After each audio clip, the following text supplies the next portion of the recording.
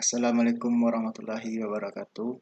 Perkenalkan, nama saya Fajri Saputra, BP 170267, kelas APB SI 15. Baiklah, pada kesempatan kali ini saya akan menjelaskan tentang materi Soft System Methodology. Soft System Methodology adalah sebuah pendekatan holistik dalam melihat aspek-aspek real dan konseptual di masyarakat. Soft System Methodology melihat setiap yang terjadi sebagai humas activity sistem karena serangkaian aktivitas manusia dapat disebut sebagai sebuah sistem. Nandis 1995, yaitu setiap aktivitas-aktivitas tersebut saling berhubungan dan membentuk suatu ikatan. Cara berpikir sistem. Yang pertama, hard, yaitu masalah yang tampak nyata dapat dirumuskan dengan jelas.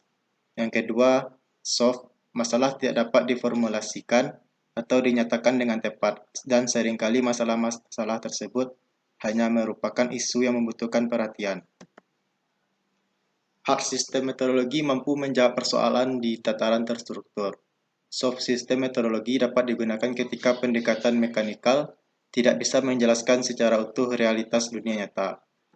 Soft system metodologi yaitu metode yang unik karena dapat digunakan untuk menganalisa berbagai situasi real, kompleks, serta konseptual paradigmatik di lingkungan sosial, ekonomi, politik, atau pada tataran kebijakan sekalipun. Perbedaan antara soft system metodologi dengan riset kualitatif. Dalam debating dan concluding, praktisi SSM membuat alat bantu terlebih dahulu yaitu dalam bentuk konseptual model. Praktisi riset kualitatif cukup storytelling dan sudah berani mengambil kesimpulan. Alat bantu yang dapat digunakan selain konseptual model, misalnya AHP, ISM, sistem dinamis, dan lain-lain dalam memasuki dan melewati tahap 5 dan 6, atau SSM Based Methodology. Proses mencari tahu yang berorientasi aksi atas situasi problematis dari kehidupan nyata sehari-hari. Para pengguna SSM melakukan pembelajaran yang dimulai dari menemukanali di situasi sampai merumuskan dan atau mengambil tindakan guna memperbaiki situasi problematis tersebut.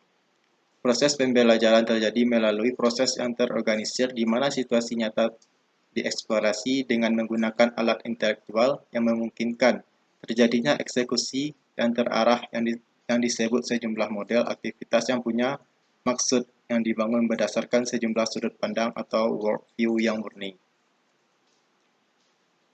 Soft system metodologi selalu bergerak dari dua level yaitu reality dan actuality. Tahap 1, 2, 5, dan 6 yaitu reality dan tahap 3 dan 4 yaitu actuality atau tidak boleh ada studi literatur maupun metode karena merupakan tahap mengkonstruksikan semua data dari dunia nyata, reality ke dalam otak kita atau menjadi actuality atau sistem thinking about reality atau actuality. Pengolahan data dengan otak kita atau SSM ada di tahap 3 dan 4. Pikiran kita mengkonstruksikan seluruh data dari dunia nyata yang diperoleh dari tahap 1 dan 2 menjadi alat intelektual yang tersebut konseptual model.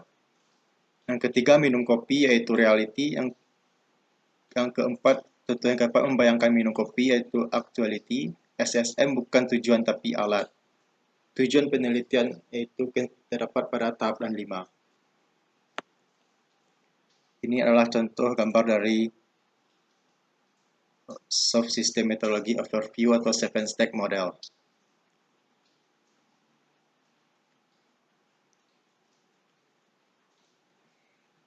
Terdapat 7 tahapan Soft System Methodology.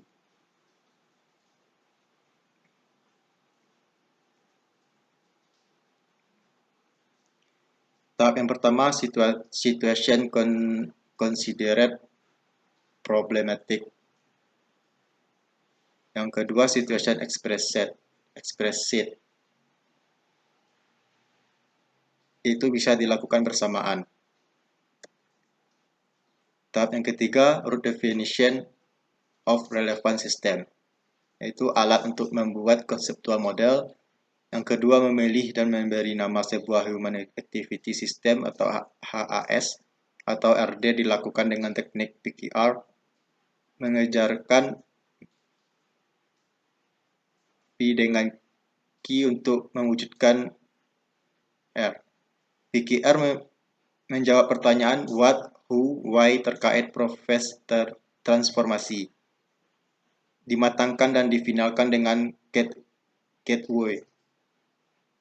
Dilanjutkan dengan pertanyaan kriteria pengukuran kinerja yaitu atau 3E atau 5E. Urutan pengerjaan gateway. Kerjakan T terlebih dahulu. Yang kedua, mengapa T penting, maka dijustifikasi oleh W. Yang ketiga, siapa yang melakukan T adalah aktor. Yang keempat yaitu siapa C atau customer-nya. Yang kelima, siapa O atau owner-nya. Yang keenam, constraint yang membatasi T adalah E. Kriteria pengukuran kinerja. Yang pertama, efficacy. Yang kedua, efficiency. Yang ketiga, effectiveness. Yang keempat, elegant. Yang kelima, ethicality. Tahap yang keempat yaitu conceptual models of system described in root definition. Membuat CM dari HAS yang sudah dipilih dan diberi nama di tahap 3 digunakan dasar yang pertama teori, yang kedua data yang sudah diambil dari dunia nyata, yang ketiga logika peneliti. Yang keempat, model konseptual bukan model berupa hubungan antar variabel seperti dalam metode kuantitatif maupun sistem dinamis. Yang kelima, CM berisi activity atau purposeful activity. Yang keenam, ideal tipe atau menurut Weber. Yang ketujuh, sejumlah model konseptual. Yang kedelapan, validasi model konseptual.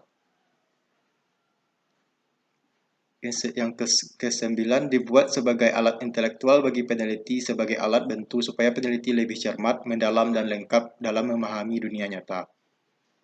Yang ke-10, CM dipakai untuk tahap comparing, debating, dan discussion. Terdapat pada tahap 5 dan tahap conclusion and recommendation di tahap 6. Prinsip membuat konseptual model. Yang pertama, reality atau data. Yang kedua, theoretical framework atau teori. Yang ketiga, logic atau activity, apa saja yang logik tapi berbasis data dan teori. Tahap 5, comparison of models and real world. Kaidah membandingkannya. Yang pertama, apakah kegiatan-kegiatan di dalam model tersebut juga terjadi di dalam situasi dunia nyata. Yang kedua, siapa saja yang melakukan kegiatan-kegiatan tersebut.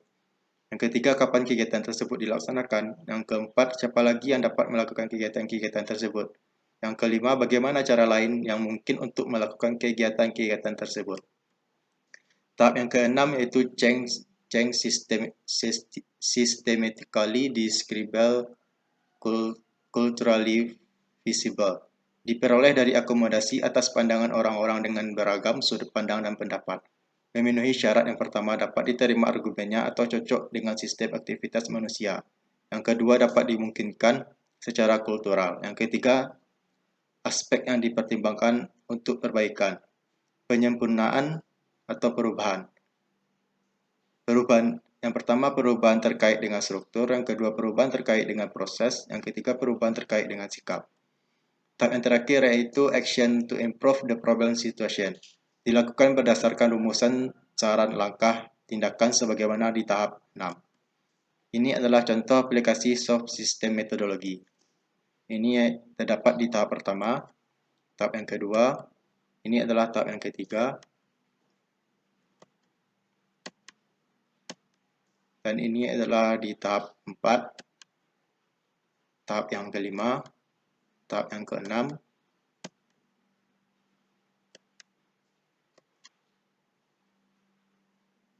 sekian dari hasil presentasi, hasil tugas saya. Jika ada salah, saya mohon maaf. Assalamualaikum warahmatullahi wabarakatuh.